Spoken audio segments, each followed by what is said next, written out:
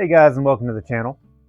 I mentioned in my first video that I don't feel like a board game set is complete unless it has some sort of storage option. And furthermore, I like that storage option to become then part of the game instead of just being a box or a bag.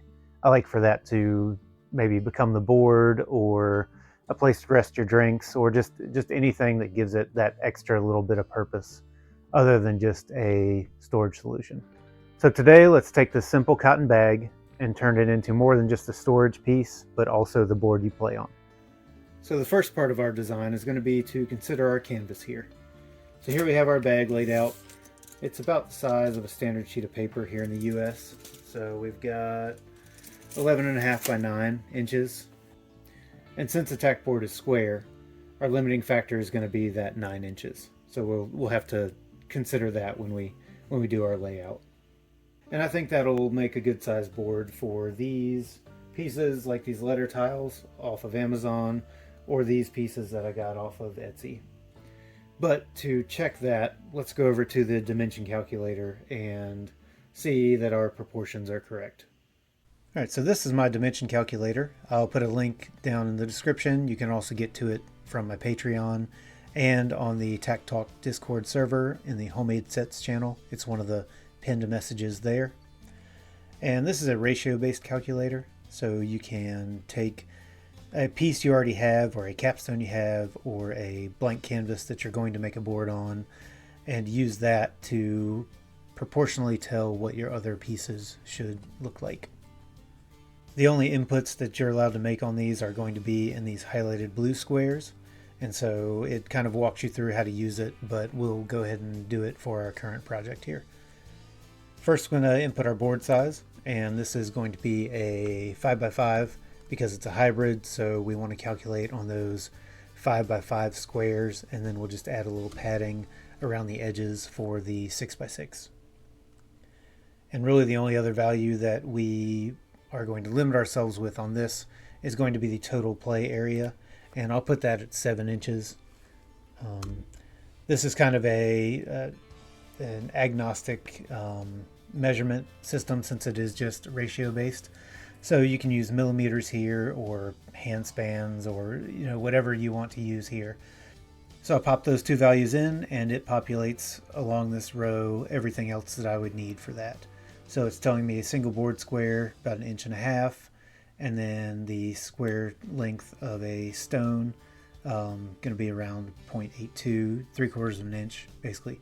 So it does that for all the pieces you might want to use, and at the last part it has your capstone length and height.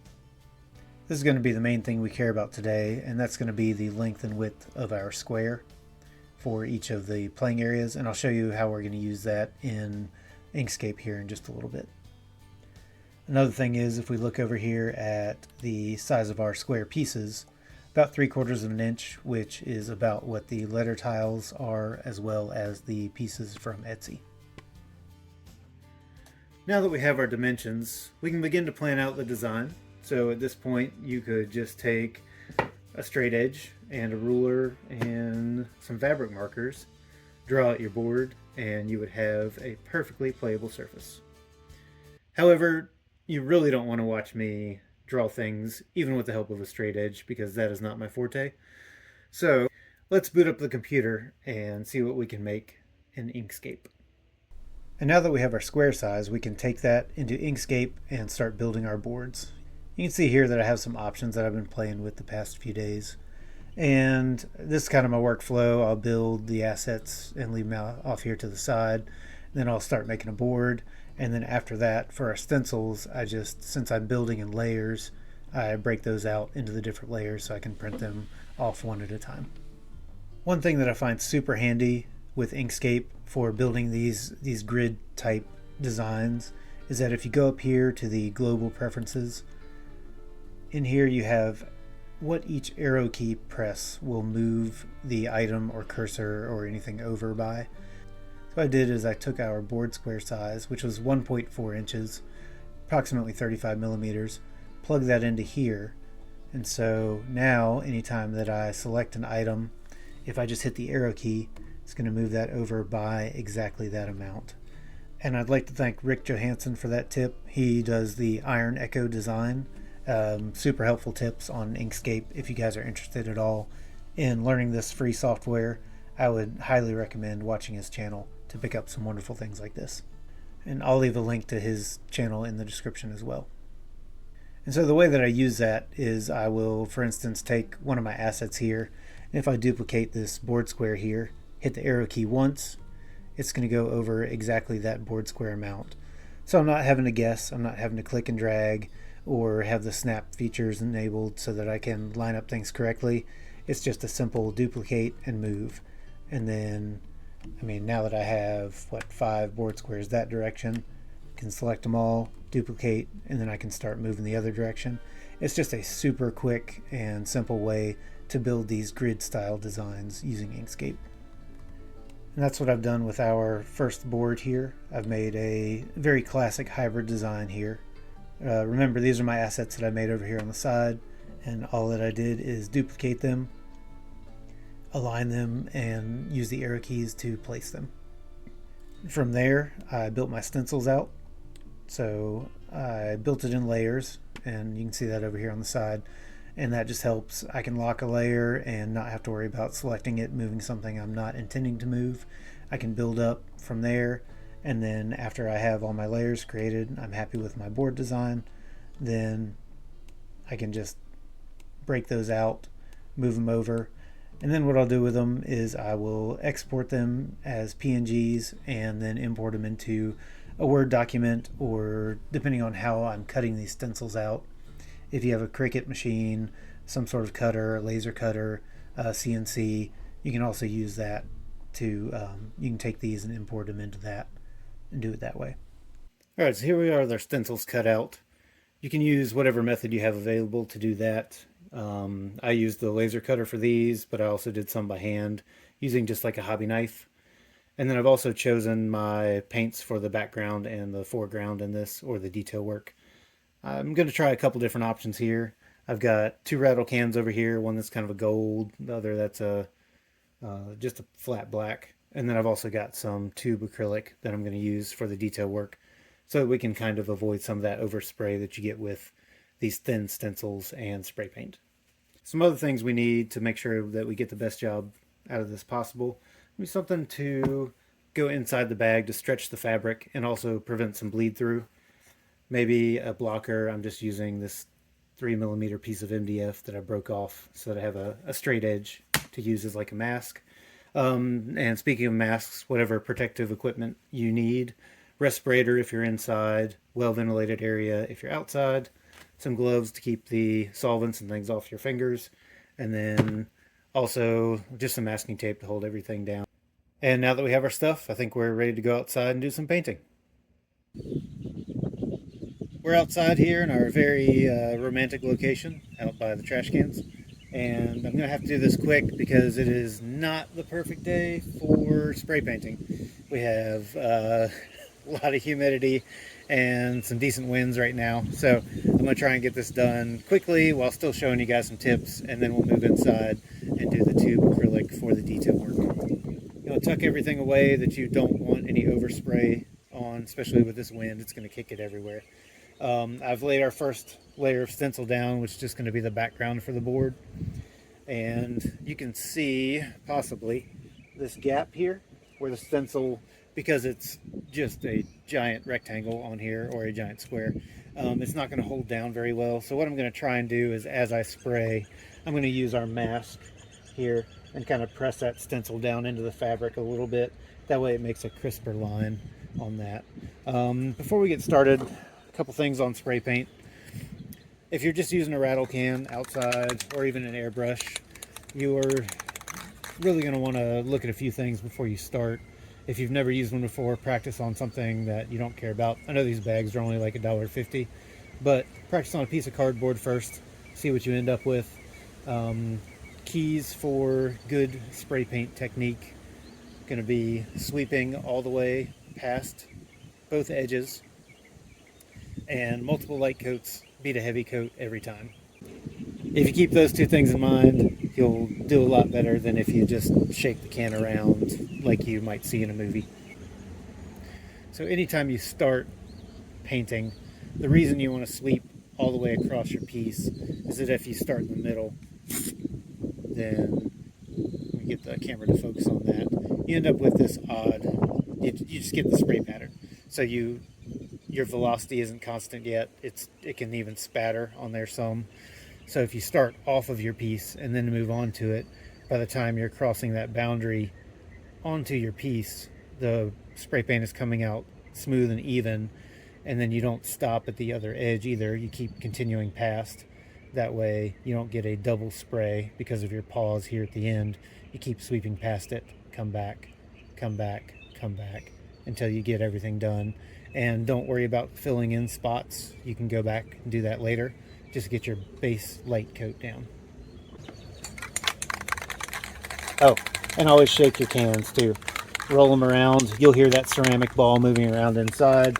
Really important to get everything mixed up correctly. That way your spray paint coat is more even. So again, I'm going to start off on my piece, go over and come down. Looks like I might have some gapping here, so I'm going to try and angle the can just a little bit there.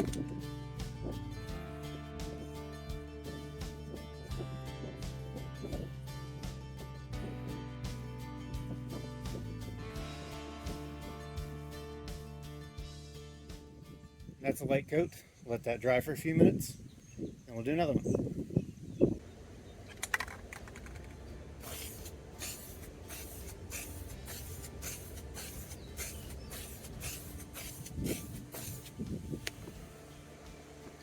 With our second coat, you can see how that becomes a lot smoother, a lot more even. So the first coat, I wasn't worried about filling every spot in. Now as I go back over, it'll gradually fill everything in. Everything will become smooth and even. All right, the rain's coming to get me, so one more quick light coat, and then I'm taking this inside.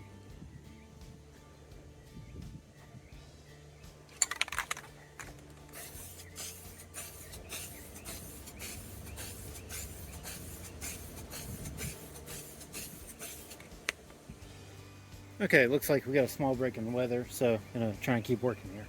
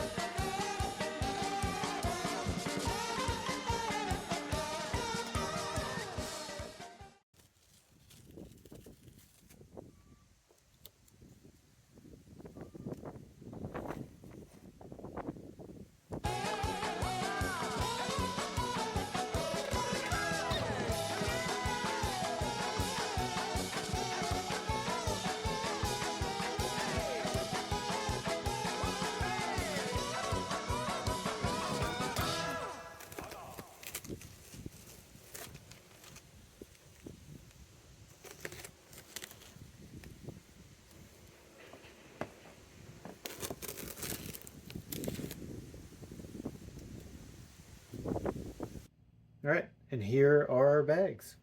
We've got the one that I did outside in the wind with the fighting the wind the whole time with the spray paint. So I've got the gold and the black on that. And then this one I used an early Father's Day gift from my wife. She got me an airbrush, so I was experimenting with that. First time I've used it, but I tried to get a little bit closer to the colors of the files that we had online. So I just did kind of an orangey tan for the backdrop of the board, and then black for the lines and diamonds. These boards are a great size for the pieces that I've featured off of Etsy before. I'll leave a link to those in the description. And also the letter tiles that you can get off of Amazon. Work great for either of those. We've got the hybrid style board, so you can play 6x6 on the diamonds or 5x5 on the squares. And now let's see how they do storing the pieces. All right, I just threw some pieces into these guys just to see how they do, and of course, I mean, they hold pieces fine. They're bags. This one, because it's spray paint, it is a little bit stiffer. That can be good and bad. I would expect there to be some cracks formed in this as it gets used repeatedly, but also when you lay it flat, it may provide a little bit more stiffness for your board playing surface. This, because it is just acrylic paint, I mean, one major benefit of this is that we got to skip all the toxic fumes and I could do the work inside. Another benefit is it is a little more flexible. I expect this to last longer, but in the coming weeks, I'll do some testing on these and see if that holds up. Another option that you could use these files for is to get one of these inkjet kind of transfer iron-on stickers, patches, whatever you want to call it. I'll leave a link to those that I've used before. They will make your life a lot easier as far as you won't have to have airbrush or you won't have to deal with spray painting. But let me see if I can get it to focus here. They are not going to hold up very well over time. They will crack and peel. However, they're fairly cheap. The bag's fairly cheap. You could get a lot done. Just print them out on the inkjet and have your bags all ready to go. I really want to thank you guys for watching. And if you'd like to support the channel, you can do things like subscribe, like this video, buy my books off Amazon, join the Patreon, all those kind of things that help small channels out like this and just help me continue to bring more content your way. Next time, we're going to try our hand at some air-dried clay and see if we can make some beautiful pieces out of that. Until then, you can watch some of my other videos, and let's end on some nice glamour shots of what we made today. Thank you guys.